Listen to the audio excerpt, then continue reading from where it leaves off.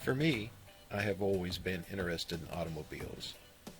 Even from its earliest conception that I can remember, they were very interesting to what they did. I mean, a machinery that rolled and moved and gave us the freedom to get around, fulfilling job necessities or just sheer joy and pleasure of a leisurely drive, or becoming something more. The history, not only of the car, but the background and history of those people taking something that might not look good to others and modifying it, turning it, changing it and shaping it into something either they liked or for other people. There are so many different automobiles from the conception to now, and there are so many people out there that have background and history and stories to tell. This series is that. This will cover automobile shops, motorcycle shops, engine builders, upholsterers, painters, fabricators, welders, or people that just have a love of anything old or new.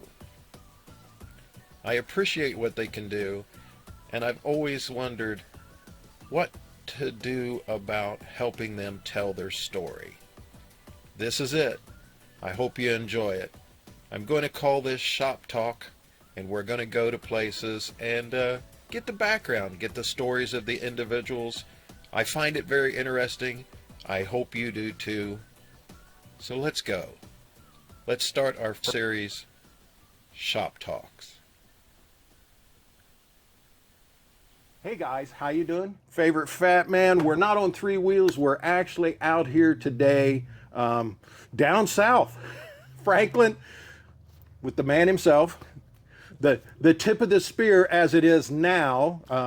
We're going to sit down and do a lot of background history with Randy about the family, about different groups and things like that. And we're going to go from there, and I'm going to let Randy take over and start with the Wayback Machine. So tell me a little bit about the family. And you can start as far back as you want. Well, I'll start back with my grandfather, who had a Buick dealership in West Dayton from the mid 30s to the mid 50s, which put my dad working as a lot boy and various other jobs. I know that one. Including regrooving tires back in the day when they ran the current through the electric wire and melted. Yeah, I've still got my tire groover and stuff, especially for like off-road stuff we did. And at the drag strip at Killcare back in the day, we groove tires because if we weren't getting the traction, we'd change. Yep. God awful job. Yeah. You got burning rubber in your face, which some people still like that, but not when it's that close to you, I guess. So anyways, that got my dad involved in the car scene. Of course in the 50s, hot rodding, the diners, cruise-ins, what have you. And then got into drag racing. And of course was one of the founding members of the Road Knights who ran Killcare Dragway in the day in '59 when it opened up till the late '60s. A lot of the club members still worked at the track when NHRA took over after Killcare got their charter. And you have a lot of family, that branch of the family that did different things all through there, right? Oh yes. So Killcare was basically mine and my brother's daycare. That is where we grew up. So there every weekend. My mom actually drag raced herself, Powder Puff, back in the early 60s. Yeah, what'd she run? She was... What car did she run? She was probably racing the car that we trailered, towed the race car with. Yeah. Knowing my mom, it didn't matter. But, so it was just a great childhood growing up doing that every weekend at the track. And then as we got older, that was in our blood. Oh yeah. So you guys that had the regular job. So what was your first regular job away from the cars? Well, my brothers and I all helped my dad lay carpet. He was a carpet layer. So in the summers, we would get the privilege of going to work with Dad when you're 4 and 5, 6 years old or whatever, it was great. Get to go work with Dad. Then as you got a little bit older, do I have to go to work with Dad? So, and he always said, don't ever get in the carpet business. But I worked with him after I got out of high school for a year and a half, and he said, you need to go on your own. You're better at this than I am. And I thought, well, it's, it's a great compliment, but it's kind of contradictory of what he was saying, don't ever get in the carpet business.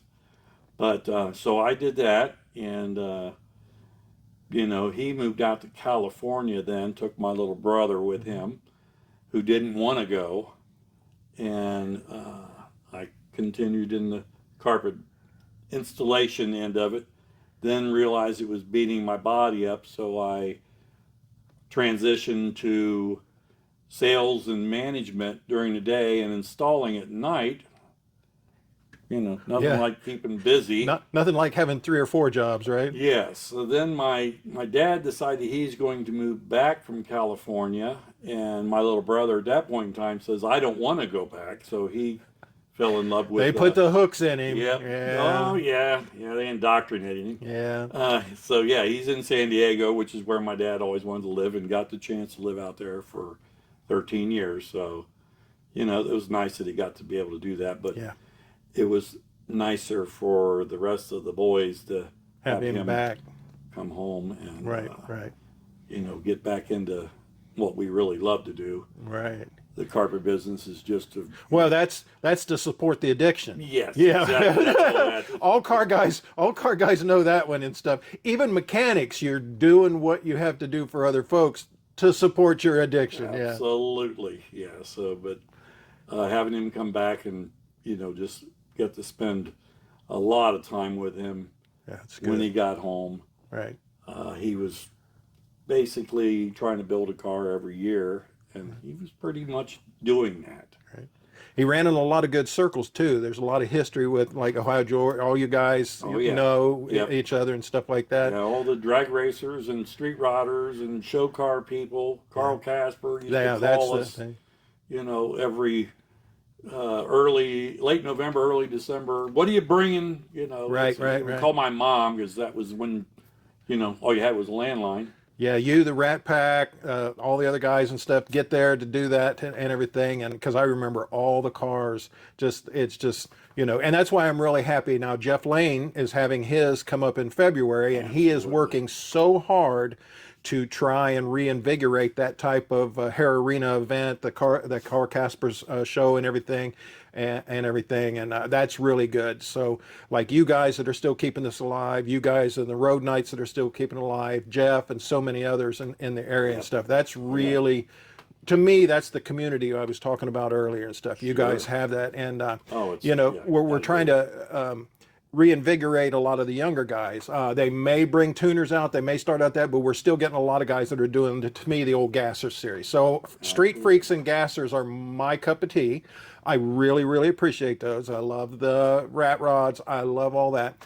I don't care how fancy the paint is. I just love the engineering side of it and the sheer fact that it's still alive. Preserving history. Yes. Absolutely. Oh, there history and art. There is an art to all of it. And it doesn't matter that it doesn't look good, quote unquote, by whatever standards. The artwork is in the engineering artwork of it. It just is so fantastic. Now, I enjoy, like I said, the Street Freaks, wild paint jobs and all that and everything. But, I mean, just them be alive. So that's why I love when Killcare was running a lot of the shifter drags and stuff, or the old-timey events and everything. Those, I get all the flashbacks from 68 through 72 there at Killcare for me. There you go. And that's what I really enjoy. You guys, from that time period, now you don't, when did you quit running, or have you quit running actually down the strip on anything? Most of yours now is the preservation of everything and living the lifestyle and supporting the Road Knights and everything. But yeah, I mean, I guess for a lot of people, it actually started out on the streets, which you had to kind of keep under your hat. Yeah. And as far as competitively on the track, I just get in the way because don't have the unlimited funds to break stuff Right, out right. there Every and day. try to put So, it back together.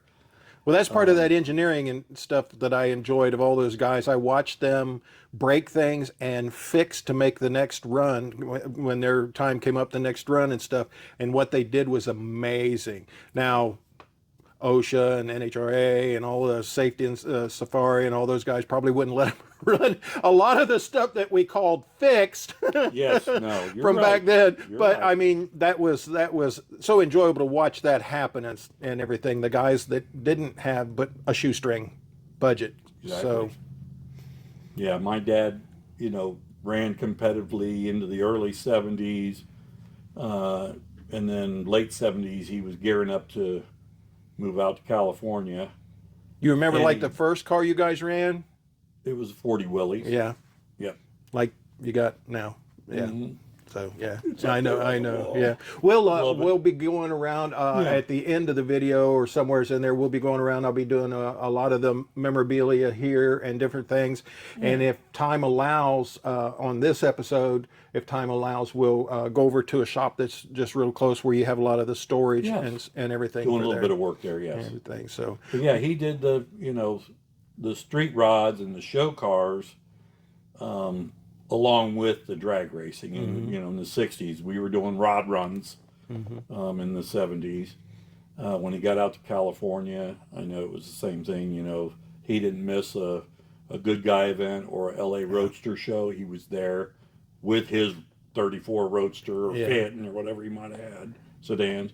He just loved the 33s and 34s, which my mom was born in 33 and he was born in 34. Yeah. So now, that what's was the always new one? huge. You got a new one that you're putting together, Doing a 49 Anglia. right? It was close to being an original car, but it had four-cylinder had been pulled out, and a Ford Flathead V8 60 was dropped into it. We have since had a new chassis made for the car, so it's going to handle. That's where you were saying, so you the could handle. V8. Yeah, yeah. The real V8. Yeah, well, I love the flatheads, especially the look of them and the nostalgia of and stuff. But to produce enough horsepower to really be anything now, it's almost impossible. Yeah, it'd be To do struggling that. to turn over the rear tires that Yeah, we're putting on it. yeah. So you're the one are those 1331s? What are those? Those are On the cars, on the what you there are got? 18s on the. Are there 18s? Willys, yes. 15 by 18s, yes. Yeah, there you go. Yeah, that takes a little something. The little car is just running 12 by Yeah, 10 by 12, or no, what am I saying? 15 by 12s. 15 by 12s. Yeah. Yeah, which you only got 5 foot of space to deal with on an Anglia. Yeah, that's They're narrow. yeah, so- that's yeah. And we want to make it user friendly. Well, you We'll want to see. you want to be able to at least get it around without it, because they get squirrely because of that square pattern. They're great for launch. They transfer all the weight that they have directly to the rear tires because you're pulling them and running almost the whole with the wheels in the air. Yeah. But that twitch factor, because any touch, they're so narrow, you don't get that stability like you do on some of the longer race cars. At my age, I'm detuning everything I have. So, Well, it's still fun. It's Oh, that's to what look it's all at it about. and get it, just to hear yours start up and run.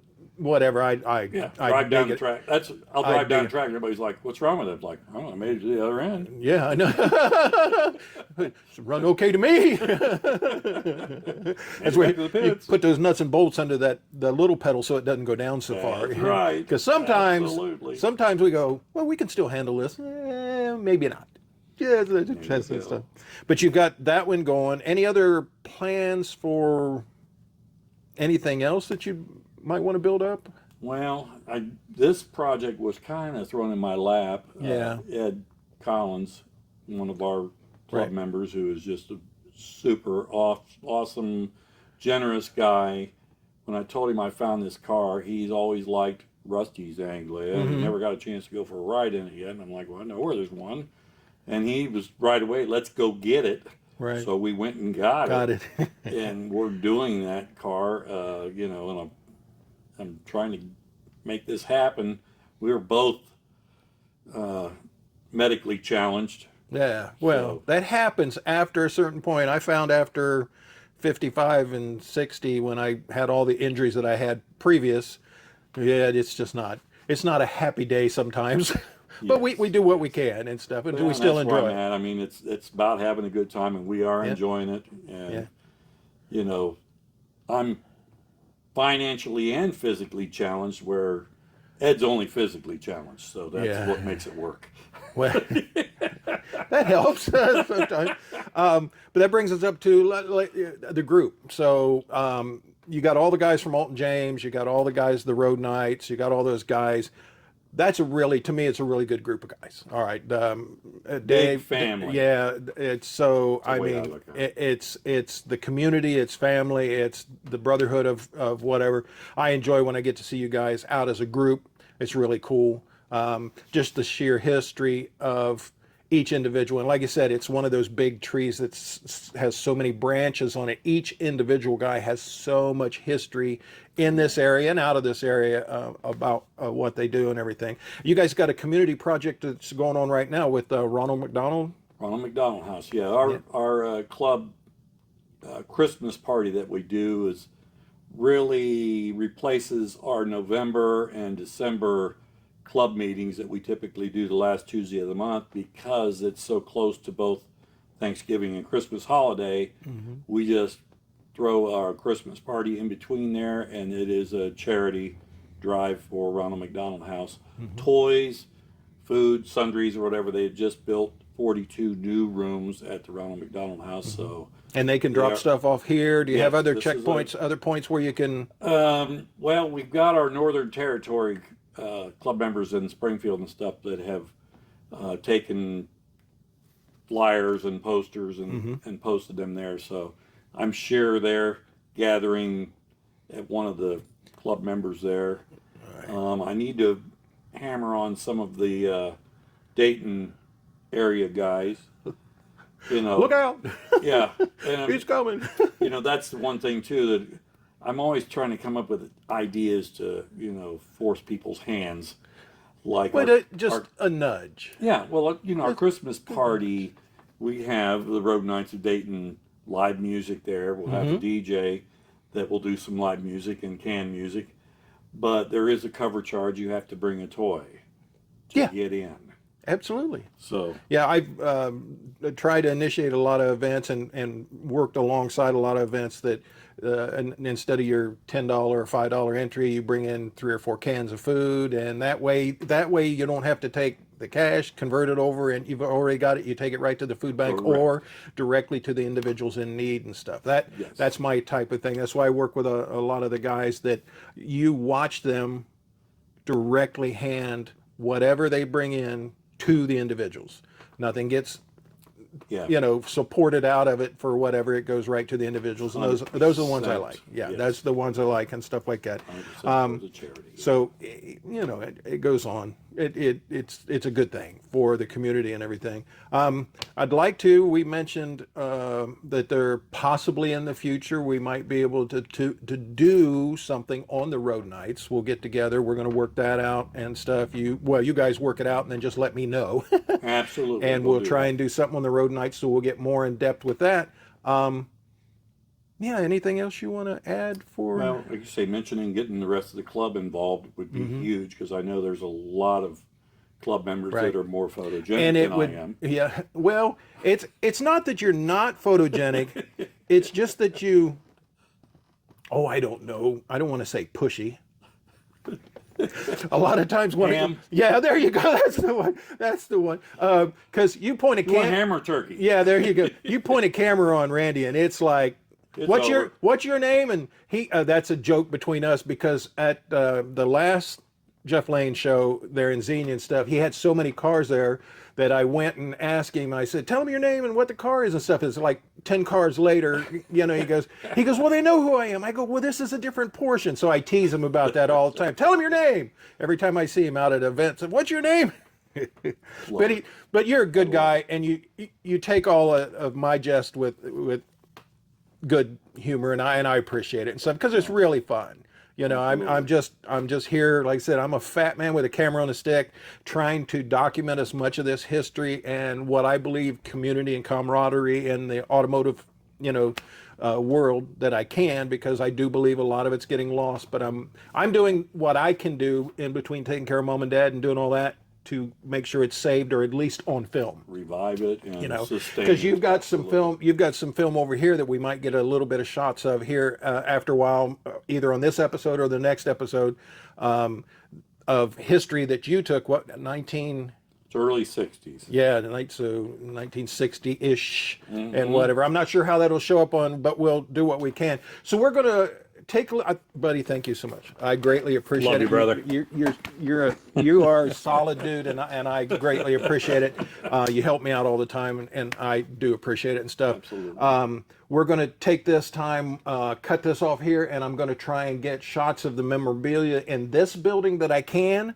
And then we will, if time allows and we can get over to the other building for this episode or the next episode, we'll get over to that, and then we'll get some pictures of cars, and maybe we'll get you to talk a little about each one of them and stuff. Wonderful. Thank you All for right. your time. Oh, no problem. Thank you guys. I appreciate it. Okay. We'll get back, and hopefully we'll be able to continue on. All right. They're ganging up on Aunt you Mildred. go. That was it.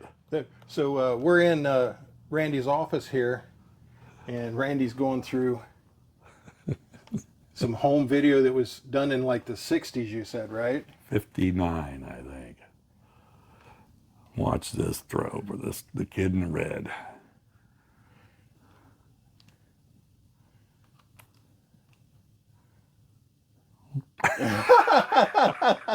Was that you? I think that was Wes. Oh, so we're in your office right now. You've got a microphone on, so you can talk, and there's a lot of the memorabilia in here. The license plate border is mine and or my dad's license plates from cars that we had. Oh, so you actually had all of the cars that these came off of, right? Yes. You or Dad, right? Dad was going out to California back in the day and buying cars out there and bringing them back here to sell because they were rust free. Right. So Yeah, Texas and California, Arizona, those were the ones that a lot of people. And then you got a lot of trophies up there and old race car photos. those are the cars that we ran in the 59 in the Willies in early 60s, and then the dragster was 69 and 70. Dad was running over 200 mile an hour in that car. He's in the national record books with that. Right. I like this one. This one looks like that's a shot before Willie Bars and a shot after Willie Bars. That is actually Bruce Larson, USA 1 Camaro, and that's not a good pass. It's in the air. The picture to the right is the launch, and then he lifted and bounced the car. Yeah. So if the other guy's doing anything at all, he's leaving him.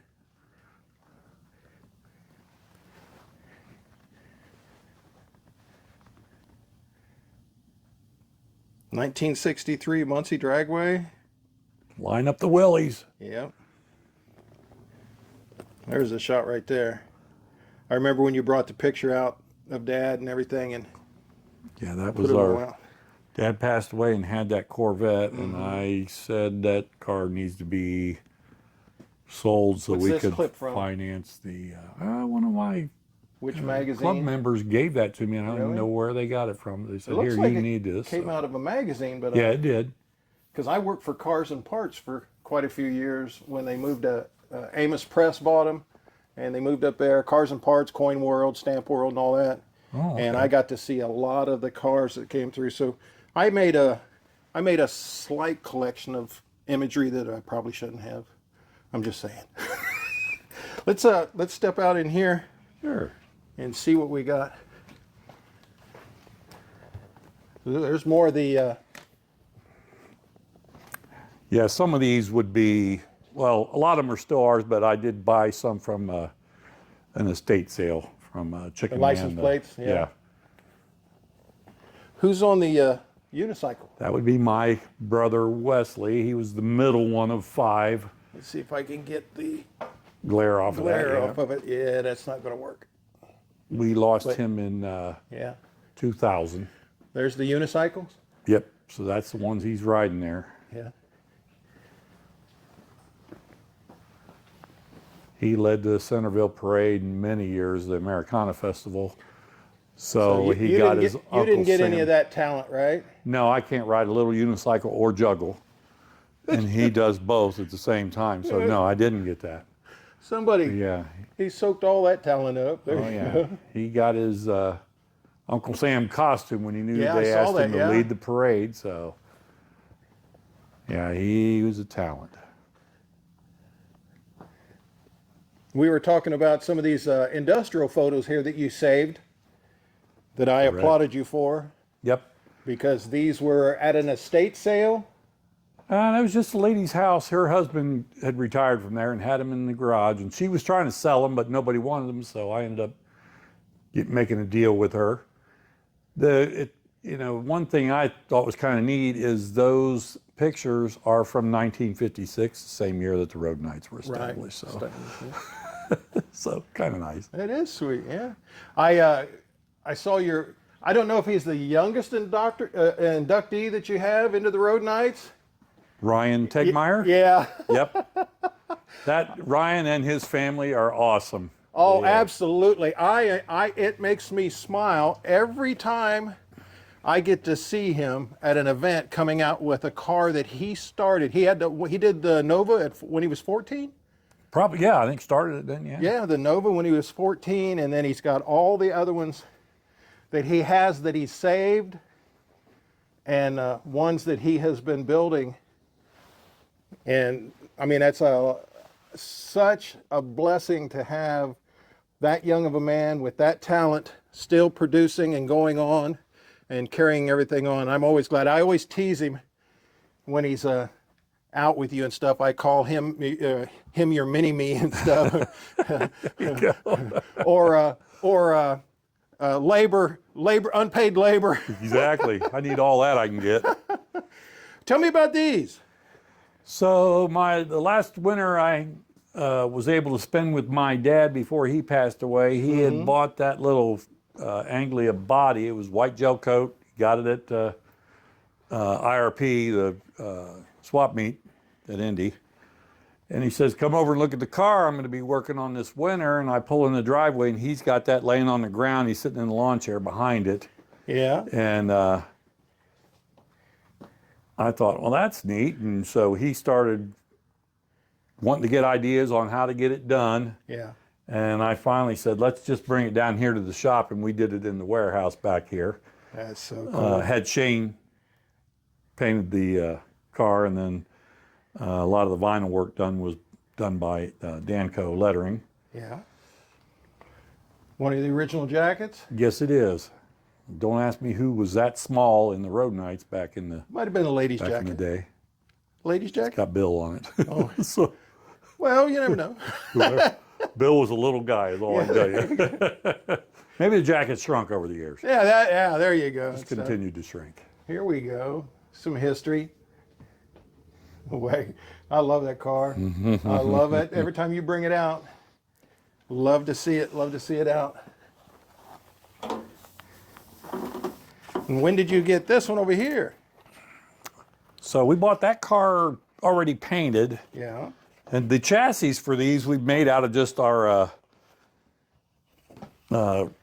displays here in the shop, tile displays or what have like you. the little dolly types of They're carryalls? just two rails, and we put threaded rod through them, and so the you bodies go. are just sitting on the tires, but they're sitting on the garden wagon, so I can pull them behind my golf cart like a little train or whatever. I'm telling you right now, I'm tempted to try and get you to put electronics in it and remote control so you can drive them around the event. know a guy that's doing it. Oh yeah, Yep. yeah.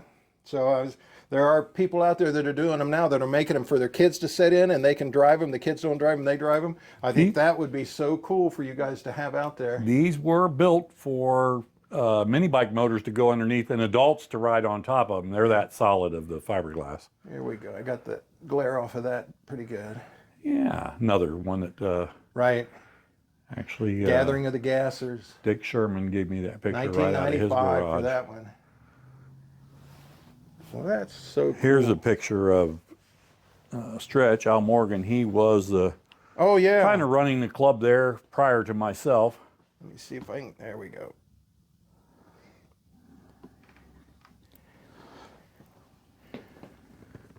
I had one of those bikes.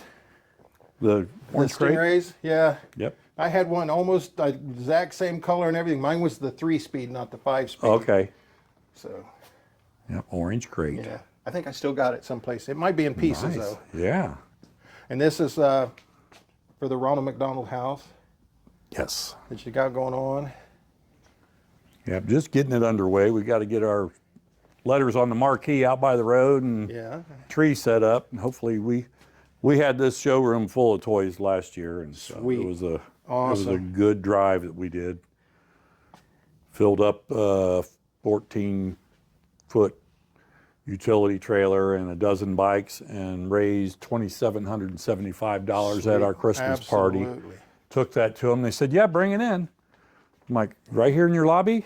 I'm like, "Yeah." So we started bringing it in, and about halfway, after we're done unloading about halfway of the stuff, they said, "We got to get maintenance out here because we're not going to be able to walk through here." It was Oh, there just you filling go. up their lobby, which was great. And actually, here. the 30, these were sales brochures, the one above or sales cards, whatever. But those 4 over there were actually the car. Let me turn this other light on. These were actually the cars my dad built when he was in California. Oh, yeah. I love you got the little burnouts going on up there with the granddaughters' little rides and stuff. That is so sweet. They each have their vanity plates. Yeah. Millie, Aaliyah, Madeline, and Hazel. Sweet. And my grandpa was the pet groomer. That's what that grooming sign is there. Oh, yeah? Yeah. Far out. We're in a mess, but that means you're doing something, I guess. Yeah, I know. It's cool. Yeah. And they got these back here. Here's the Oh, project. look. The project she's dumping in my lap. That thing had 100 coats refinish of it paint and on stuff? it, so Yeah. we wanted to be wood. We get it back down to wood, Excellent. and that's the little binding track back there for making the area rugs. Right, right. Yeah. Our little sewing machine there to your left. That's what puts the edges on the rugs. Yeah, we got a bunch of Husqvarnas and Okies and a whole bunch of them from back in the day when Mom and I were doing interiors and motorcycle seats and boat and camper. And Yeah. We had Jukies. We got all kinds of machines. She's got different ones. You can't get parts for them, so I had to rebuild a lot of stuff. And then I have to go to someone that's a mill. Yeah. And so they can mill me parts and everything because you Machinist, just yeah. can't get bushings and stuff for them. But luckily they were industrial machines made to last forever. But There you go. yeah, I'm getting old and she's getting old, but she still likes to have them. So all right, let's see what we can do about possibly heading out Okay. towards the other place. Let me load up all my gear and Okay. the next time you see us, hopefully we'll be a bunch around a bunch of cars, and Randy will tell us all about them. There you go. All right.